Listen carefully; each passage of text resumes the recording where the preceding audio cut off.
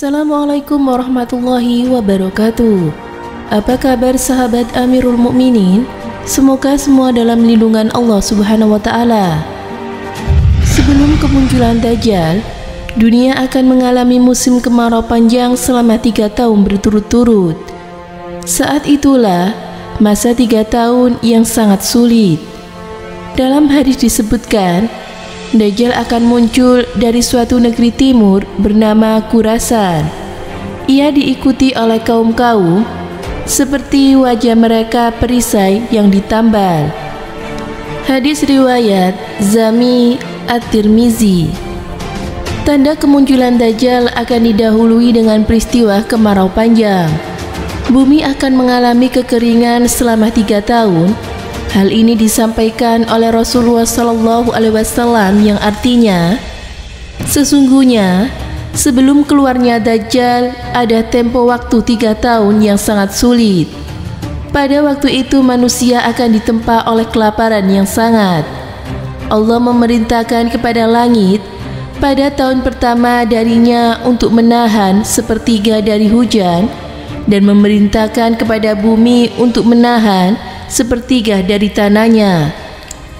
Kemudian Allah memerintahkan kepada langit pada tahun kedua darinya agar menahan 2/3 dari hujannya, dan memerintahkan bumi untuk menahan 2/3 dari tanahnya. Kemudian pada tahun ketiga darinya Allah memerintahkan kepada langit untuk menahan semua air hujannya, sehingga ia tidak menetes setetes pun, dan memerintahkan kepada bumi agar menahan seluruh tanahnya. Maka setelah itu tidak tumbuh satu tanaman hijau pun, dan semua binatang berkuku akan mati kecuali yang tidak dikehendaki oleh Allah Subhanahu wa Ta'ala. Para sahabat bertanya, dengan apa manusia akan hidup pada masa itu? Beliau menjawab, tahlil, takbir, tasbih, dan juga tahmid. Akan sama artinya bagi mereka dengan makanan. Hadis riwayat Ibnu Majah, Al-Hakim. Dalam buku Misteri Dajjal karya Wiyanto Suud disebutkan, pada masa itu bumi kering kerontang, semua pepohonan meranggas dan langit bersih tidak mendung, sehingga banyak manusia dan binatang mati kelaparan. Bahkan banyak tanah yang berubah menjadi merah seperti merahnya batu bata dan tembaga. Manusia pun dalam keputusasaan karena tidak bisa bekerja untuk memenuhi kebutuhan hidupnya. Ketika itulah Dajjal datang membawa 2 sungai. Salah satu sungainya mengaliri air yang jernih dan yang lainnya mengalirkan api. Siapa yang mau mengikuti dia atau Dajjal, maka ia akan memperoleh air yang segar. Siapa yang mengingkarinya, maka ia akan dimasukkan ke dalam sungai yang berisi api. Inilah ujian yang sangat berat bagi manusia. Ketika melihat 2 sungai Dajjal itu, Rasulullah menganjurkan untuk memejamkan mata, karena pada hakikatnya sungai api adalah sungai yang dingin dan menyejukkan. Sebaliknya, sungai air justru merupakan api yang menyala-nyala. Rasulullah SAW bersabda, sungguh aku lebih mengetahui apa yang menyertai Dajjal. Ia akan bersama 2 sungai yang mengalir. Yang satu kelihatannya mengalirkan air, dan satu lagi kelihatannya mengalirkan api yang menyala-nyala.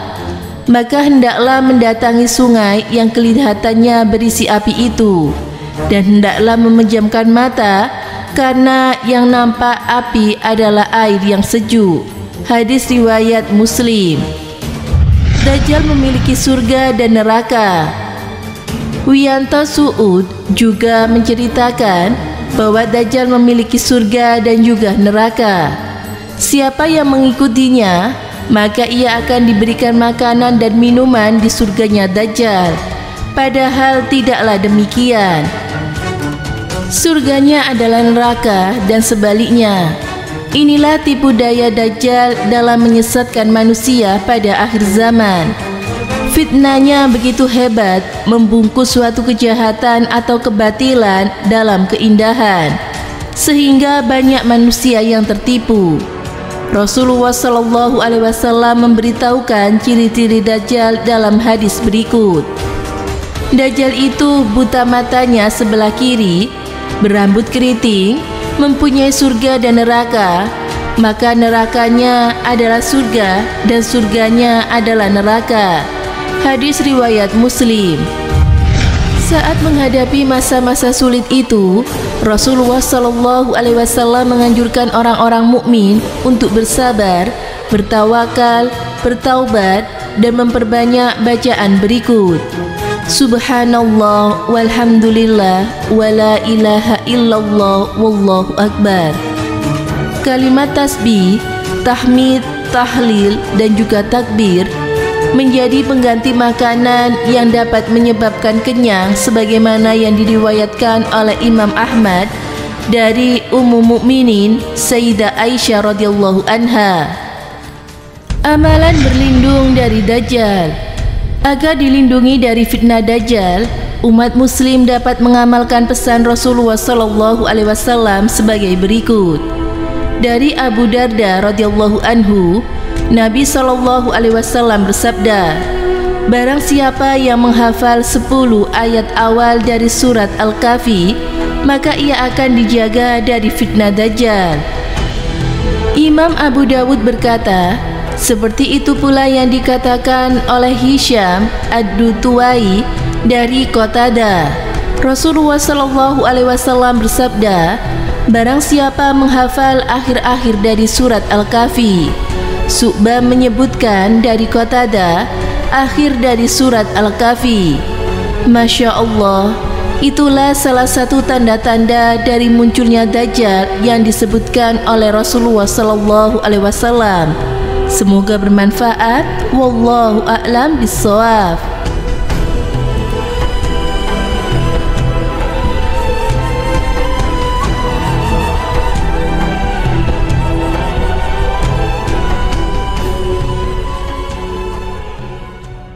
Assalamualaikum warahmatullahi wabarakatuh. Pemirsa Amirul Mukminin yang dirahmati Allah Subhanahu wa taala. Dajjal sesungguhnya adalah seorang manusia pendusta dan penebar fitnah terbesar yang lahir dari keturunan Yahudi. Dalam berbagai riwayat disebutkan Dajjal kelak akan dibunuh oleh Nabi Isa di akhir zaman. Peristiwa ini menjadi salah satu tanda terjadinya hari kiamat. Dajjal bukan jin ataupun makhluk lain, tetapi ia adalah manusia yang ditangguhkan ajalnya. Keluarnya Dajjal di akhir zaman merupakan salah satu perkara yang pasti. Dajjal akan berusaha menyesatkan manusia sepanjang sejarah manusia. Fitnah mengerikan yang dilakukan Dajjal diantaranya adalah: yang pertama adalah membunuh satu jiwa kemudian menghidupkannya kembali. Yang kedua, bersama Dajjal ada surga dan neraka. Yang ketiga, akan diikuti dengan banyak harta. Yang keempat, memerintahkan langit untuk menurunkan hujan, lalu turunlah hujan. Yang kelima, menggergaji seorang kemudian membangkitkannya kembali. Bersama Dajjal ada air, surga, gunung, roti, dan api. Semoga kita semuanya diberi perlindungan dari fitnah Dajjal. Semoga memberi manfaat. Wassalamualaikum warahmatullahi wabarakatuh.